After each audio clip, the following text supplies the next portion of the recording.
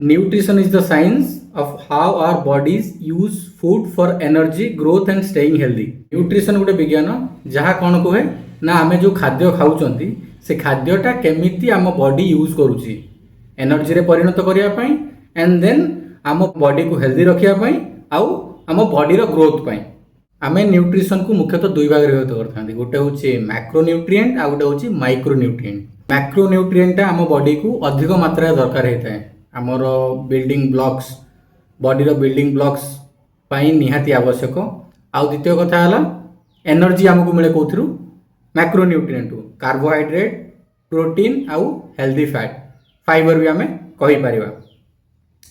जोटा micro nutrient है सेटा आमे विटामिन्स आउ मिनरल्स जहाँ विटामिन्स और मिनरल्स अच्छी से आमे माइक्रो न्यूट्रिएंट कहि थाउ ताहा अल्प मात्रा दरकार हेता है बट बॉडी पाई एसेंशियल आपण एमिति कहि परिबेनी कि आपण मैक्रो न्यूट्रिएंट अधिक नौचंती माने कार्बोहाइड्रेट फैट फाइबर आउ प्रोटीन नौचंती माने आपनकर हे गला आपण छाडी देले